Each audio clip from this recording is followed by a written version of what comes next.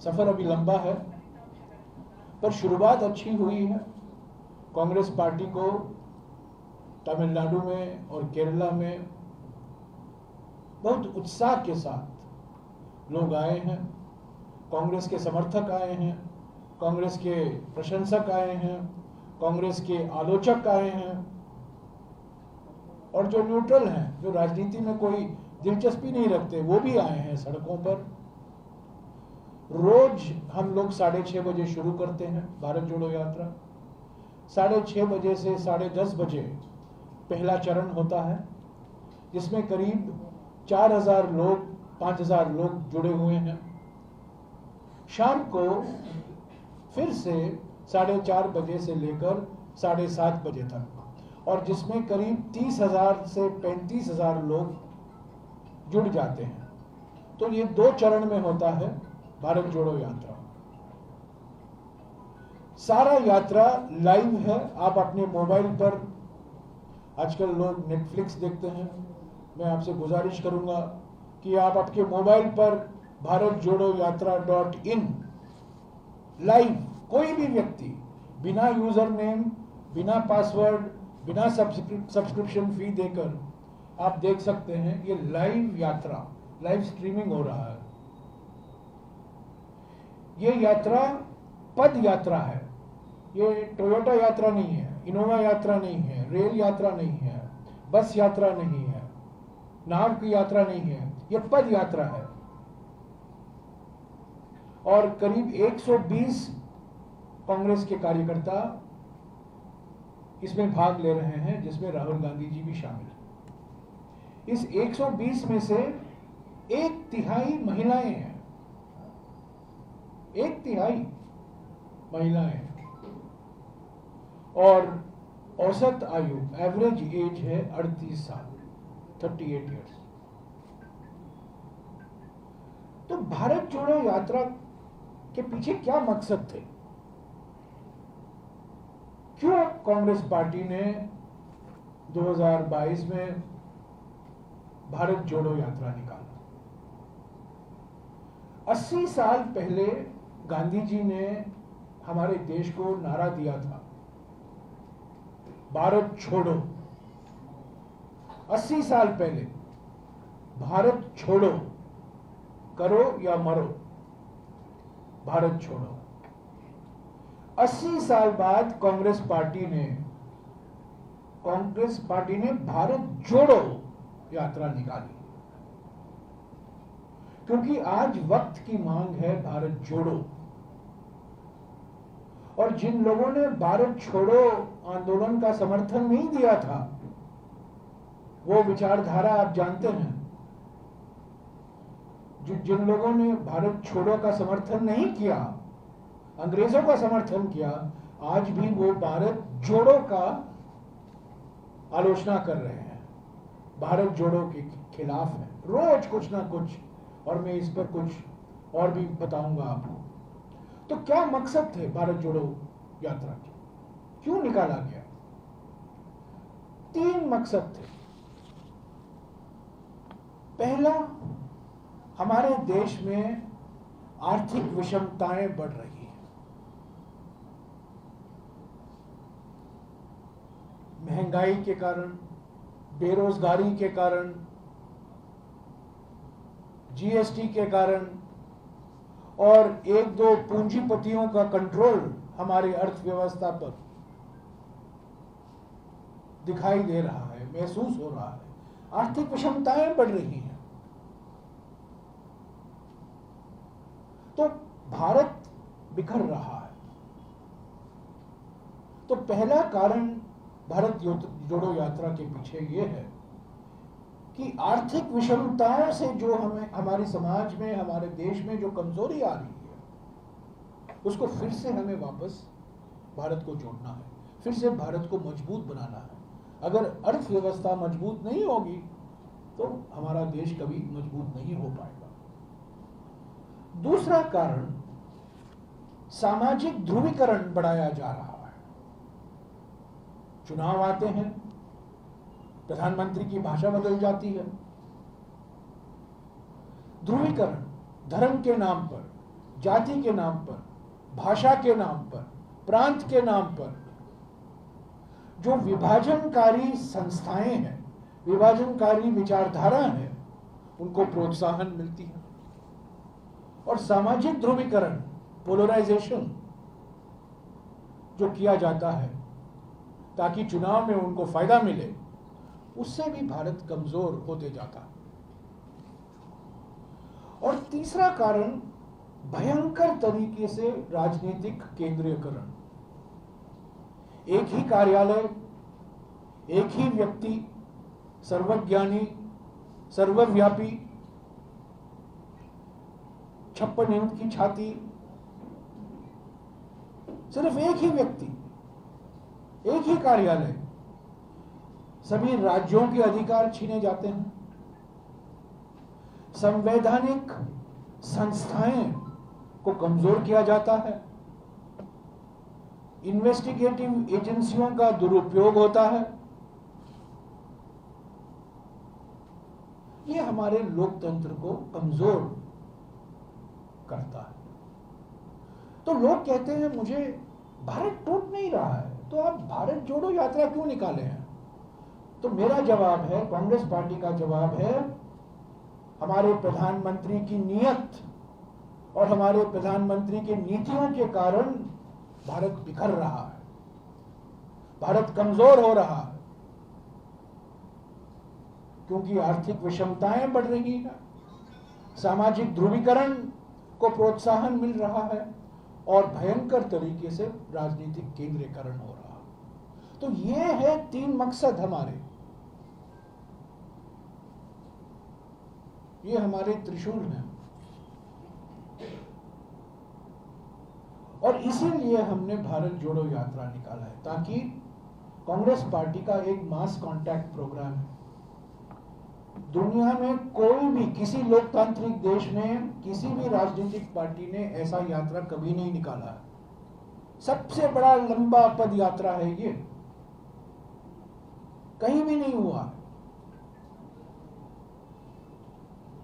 और ये शांतिपूर्वक तरीके से निकाला जा रहा है। कुछ यात्राएं हुई हैं हमारे देश में जिसके कारण दंगे हुए हैं, हिंसा हुआ है, लोगों की मृत्यु हुई है, पर यह भारत जोड़ो यात्रा अमन, शांति, सद्भावना का यात्रा है, लोगों को जोड़ने के लिए,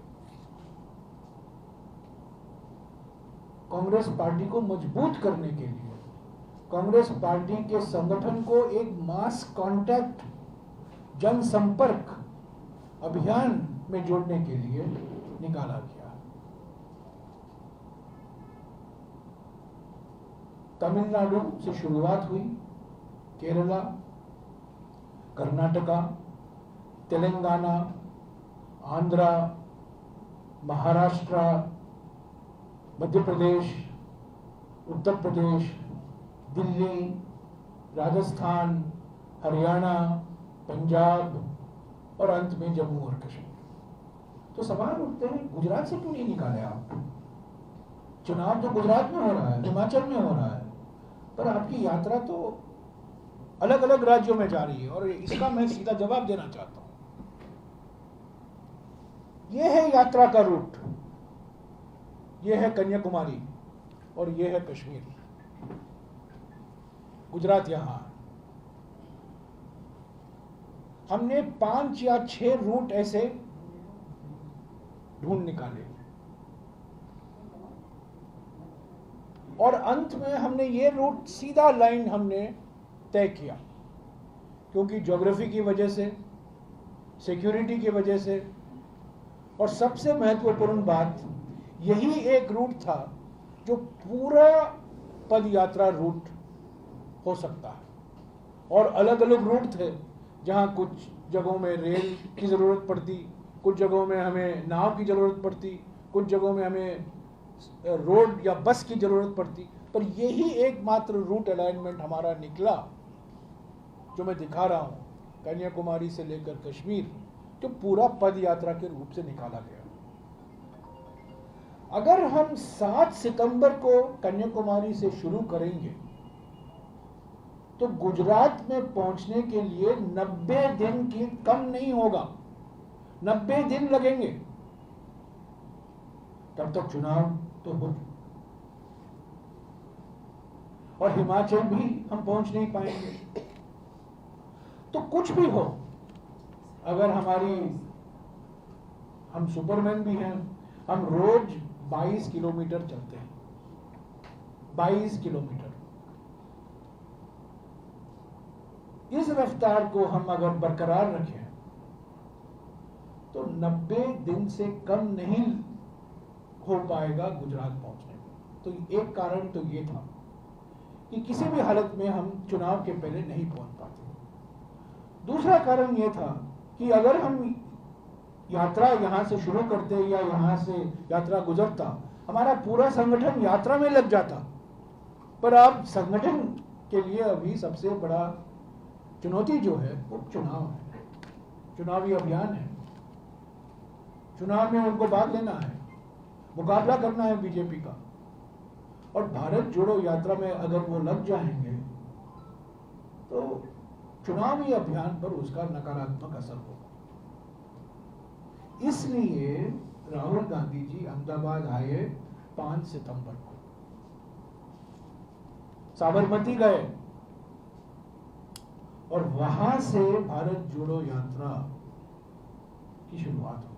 हालांकि हम कहते हैं कन्याकुमारी में हुई, कन्याकुमारी से हम चलते रहे, पद यात्रा वहां से शुरू हुई, पर असली बुनियाद जो था वो साबरमती आश्रम से था। 5 तारीख सितंबर को साबरमती आए। साबरमती के बाद कहां गए? विवेकानंद स्मारक कन्याकुमारी में गए। विवेकानंद स्मारक के बाद कहां गए? गांधी मंडपम कन्याकुमारी में। और तब पद यात्रा शुरू हुआ। तो गुजरात के आशीर्वाद के बिना यह भारत जोड़ो यात्रा की शुरुआत नहीं होती। आशीर्वाद साबरमती में।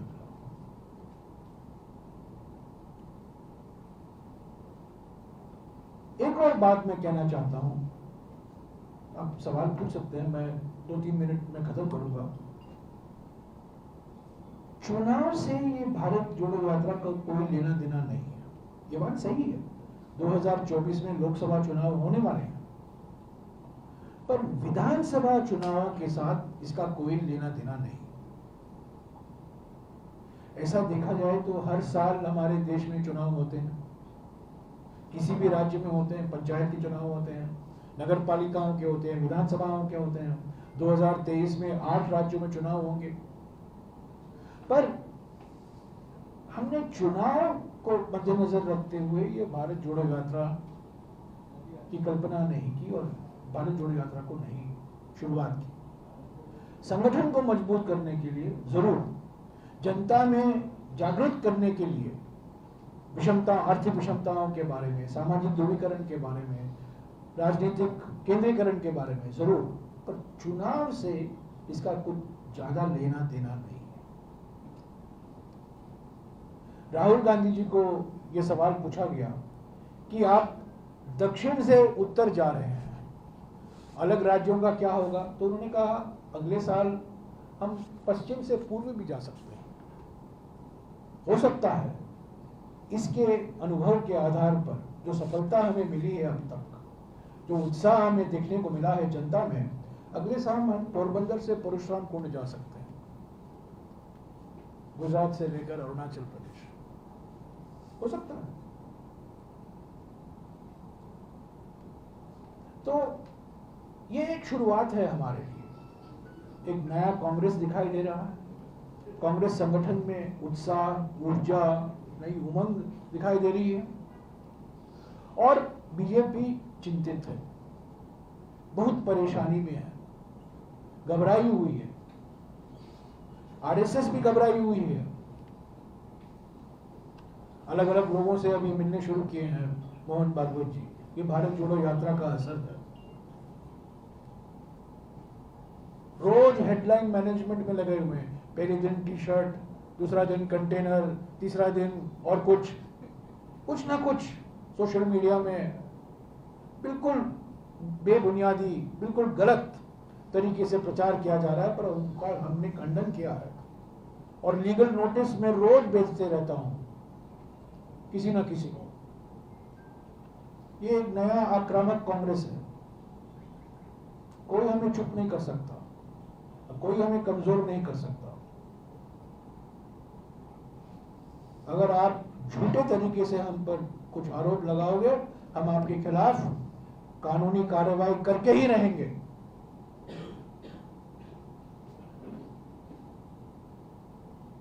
तो साथियों, ये भारत जोड़ो यात्रा है। मैं विशेष तौर से मैं 2 दिन के लिए निकला हूँ यात्रा से। पिछले 15 दिन से मैं यात्रा में लगा हुआ हूँ। खास तौर से गुजरात में मैं आया हूँ, कल वापस जाऊँगा केरला में, उसके बाद कर्नाटक में भारत जोड़ो यात्रा प्रवेश होगा। पर मैं आपको इसीलिए यहाँ आया हूँ, मैं कहना चाहता हूँ कि गुजरात से ही इसकी शुरुआत हुई थी। असल में देखा जाए साबरमती से 5 सितंबर को,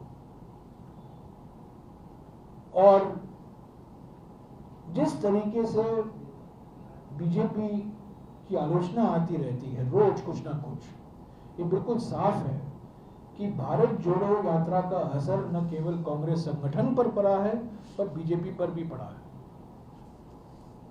चिंतित है, घबराई हुई है, और कुछ ना कुछ,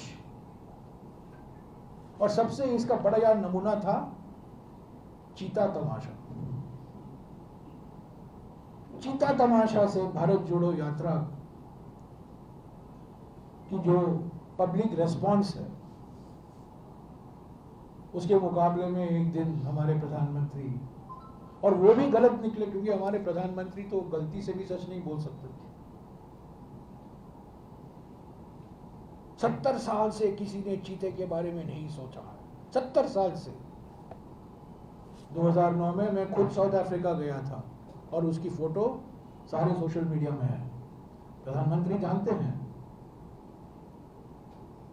तो ऐसे तमाशे होते रहते हैं और होंगे, हेडलाइन मैनेजमेंट होगा, पर हम बिल्कुल एकमात्र तरीके से सिंगल माइंडेड फोकस है हमारा भारत जोड़ो यात्रा।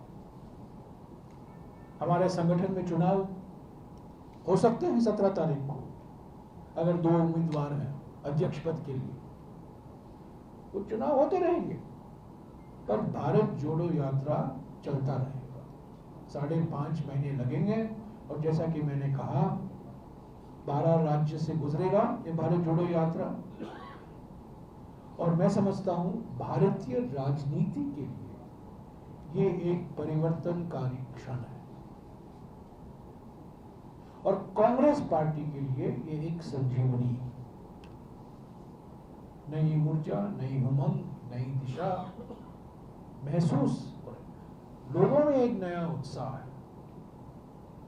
और जिस व्यक्ति की आलोचना रोज हुआ करती थी, आज वही व्यक्ति कंटेनर में, कल सभी चैनलों ने चलाया राहुल गांधी दिल्ली में है, कंटेनर में बैठे हुए हैं केरला में, और चैनल और मीडिया चला रहे हैं कि वो दिल्ली में है। जिस व्यक्ति की आलोचना हुआ करती थी रोज 22 किलोमीटर चलते हैं, हालांकि वो कहते हैं मुझे हम 25 किलोमीटर क्यों नहीं चलते, और मुझे कहना पड़ता है उनको, आप अभी तक युवा हो, कुछ ऐसे लोग हैं जो चल नहीं पाएंगे आपके साथ, तो 22 तक ही सीमा रखिए, 25 मत चलवाइए हमसे। वो 6 बजे शुरू करना चाहते हैं, हमारा कॉम्प्रोमाइज हुआ है 6:30 को शुरू करेंगे, और मैं सोच रहा हूं कि अगले 1-2 महीने के बाद हम 6 बजे को भी शुरू करें। तो जिस व्यक्ति की आलोचना की गई थी, आज उसकी छवि बदली हुई है। तो साथियों,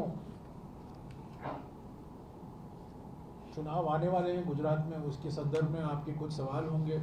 हमारे बहुत सीनियर कांग्रेस लीडर भरत भाई हैं, उसका जवाब वो देंगे।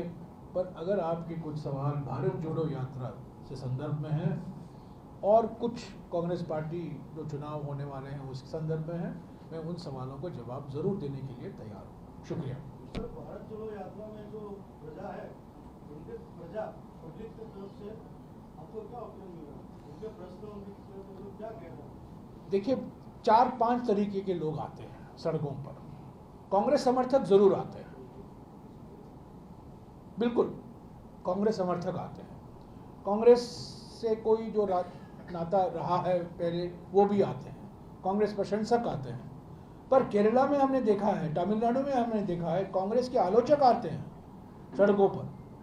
और भारत जोड़ो यात्रा में ऐसे लोग भी जुड़े हुए हैं जो अपनी जीवन भर में कांग्रेस पार्टी की आलोचना करते आए हैं और आज वो समझ चुके हैं कि कांग्रेस पार्टी के अलावा बीजेपी को और कोई नहीं मुकाबला कर सकता। जो व्यक्ति 2012 में यूपीए सरकार के खिलाफ अनशन में बैठे हुए थे अन्ना हजारे के साथ, वो आज भारत जोड़ो यात्रा में जुड़े हुए हैं। कुछ पुराने पापी भी हैं भारत जोड़ो यात्रा में, जो समझ गए हैं कि भारत जोड़ो यात्रा से ही हमारे राजनीति में परिवर्तन आने की गुंजाइश है। तो अलग अलग लोग आते हैं, जनता आते हैं, फोटो खींचना चाहते। आज सब सेल्फी का ज़माना है, सब लोग सेल्फी खिंचाना चाहते हैं, राहुल गांधी जी के हाथ मिलाना चाहते हैं। उनके साथ अलग अलग राज्य के नेता भी हैं, ज़िले के नेता हैं, उनसे मुलाकात होती है। तो और इसके अलावा हर दिन 2 या 3 संगठनों के साथ राहुल जी की मुलाकात होती है। एक दिन महिला संगठन, एक दिन कल INTUC जो पब्लिक सेक्टर कंपनियां बेचे जा रहे हैं उनके लेबर के साथ बैठक हुई। एक मुलाकात फिशरमैन कम्युनिटी से हुआ। तो रोज किसी ना कोई ग्रुप आता है, आधे घंटे के लिए बात करता है, कुछ दस्तावेज पेश करता है। तो ये एक कॉन्टैक्ट प्रोग्राम है, ऐसे कोई स्पेसिफिक मांग नहीं है।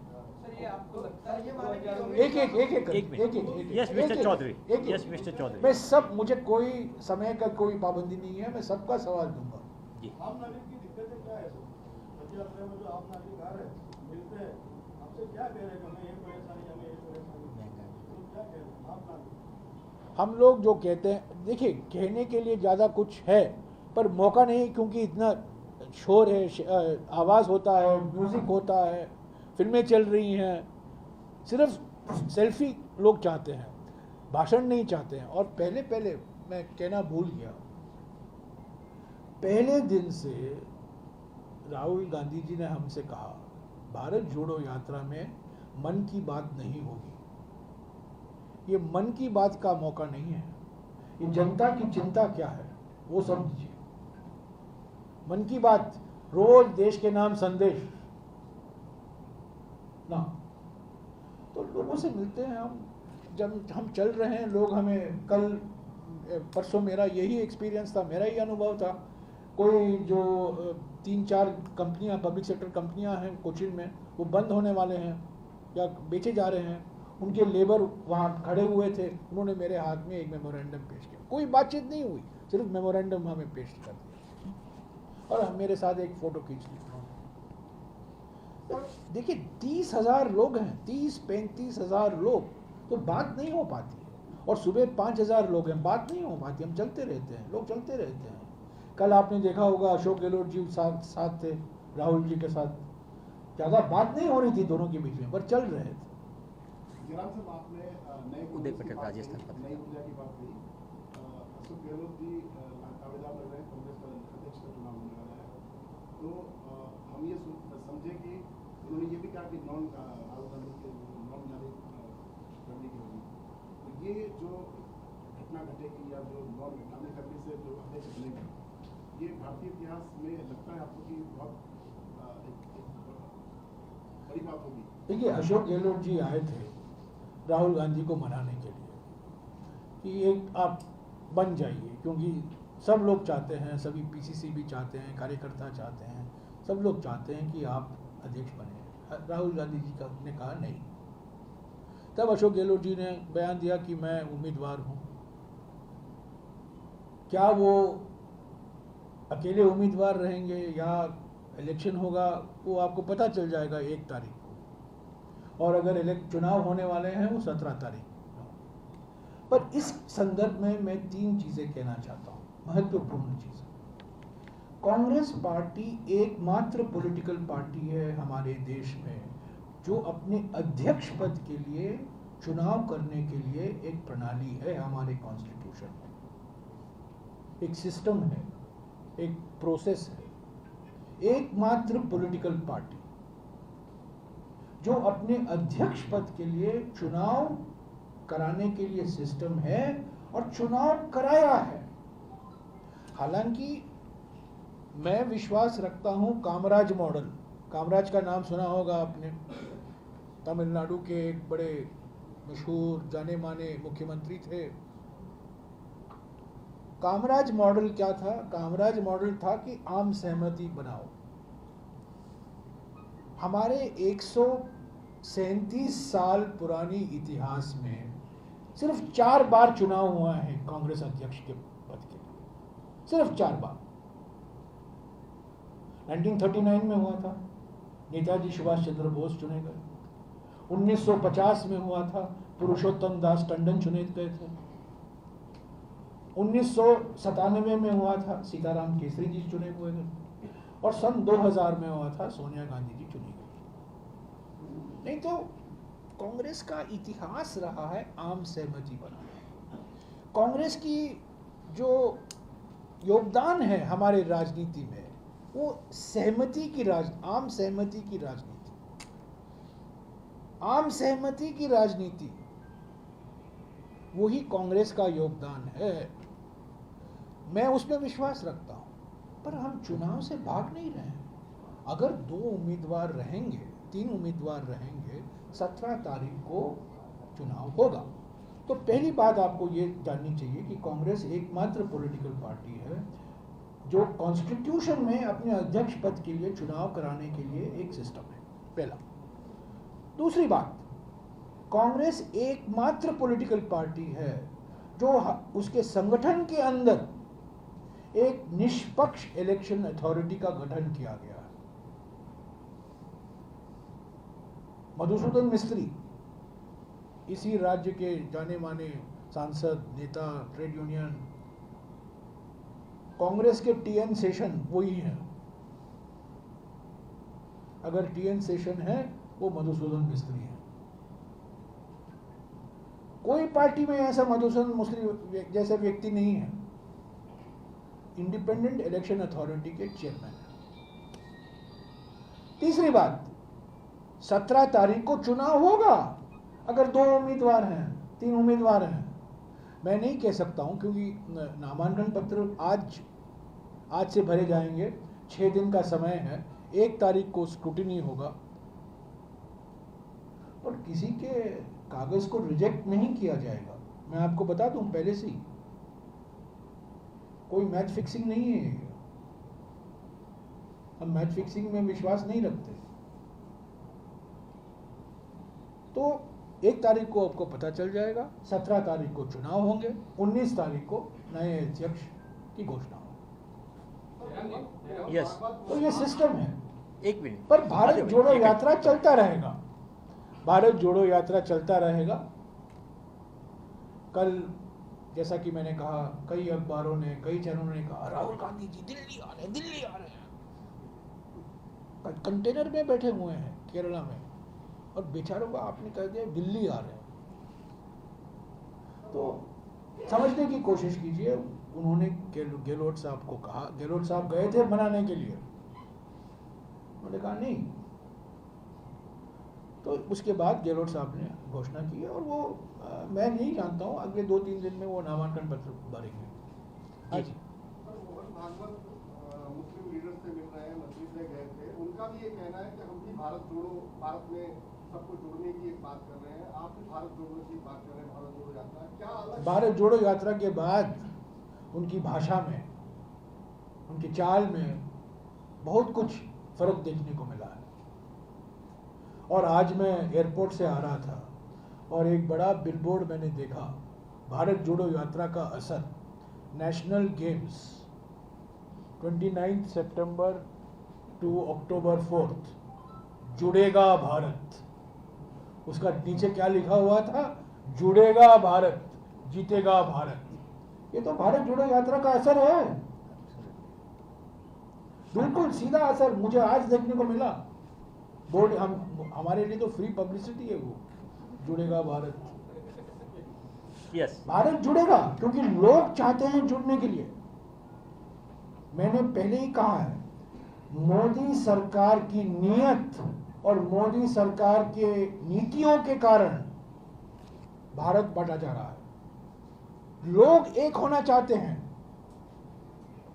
लोग आज भी हमारे देश में अनेकता में एकता में विश्वास रखते हैं, पर इनकी नीयत और नीतियों के कारण, जैसा कि मैंने आपको समझाने की कोशिश की, आर्थिक विषमताएं बढ़ रही हैं, सामाजिक ध्रुवीकरण बढ़ रहा है और राजनीतिक केंद्रीकरण बढ़ रहा है। तो भारत कमजोर हो रहा है और भारत बिखर रहा है, और इसको जोड़ने की वक्त की मांग है, भारत जोड़ने की। यस सर, मेरा सवाल ये है, ये पूछना चाहता हूँ, क्या योगेंद्र यादव प्रायश्चित कर रहे हैं?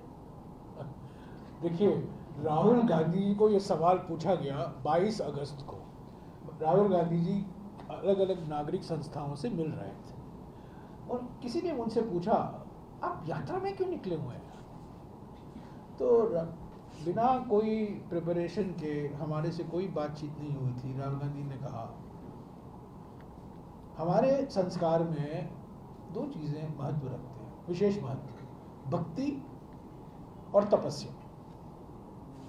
भक्ति और तपस्या। मैं इस यात्रा को तपस्या के रूप में देखता हूं और मेरे लिए ये यात्रा एक तपस्या की यात्रा है। तो उन्होंने पहली दिन कहा, 22 अगस्त को कहा। तो मैंने हंसी मजाक में योगेंद्र यादव को कहा, क्योंकि वो उस मीटिंग ने उन्होंने वो ही बुलाए थे, उसकी अध्यक्षता वो ही कर रहे थे। तो मैंने योगेंद्र यादव को कहा, आपके लिए तो ये प्रायश्चित यात्रा है, और कई लोग भी थे जो प्रायश्चित यात्रा है। ये बात सही है, कई लोग जो 2012 में यूपीए सरकार के खिलाफ रामलीला मैदान में अरविंद केजरीवाल और ये अन्ना हजारे सब लोग बैठे हुए थे। पीवी राजगोपाल, एक और मैं आपको मिसाल देता हूँ, 2012 में वो इंडिया अगेंस्ट करप्शन में शामिल थे, आज वो भारत जोड़ो यात्रा में चल रहे हैं। ऐसे कई लोग हैं जो अभी मान गए हैं कि अगर आपको बीजेपी का मुकाबला करना है, बी टीम के सहारे नहीं कर सकते। आप समझ गए होंगे मैं किसका जिक्र कर रहा हूं। बी टीम के सहारे नहीं कर सकते,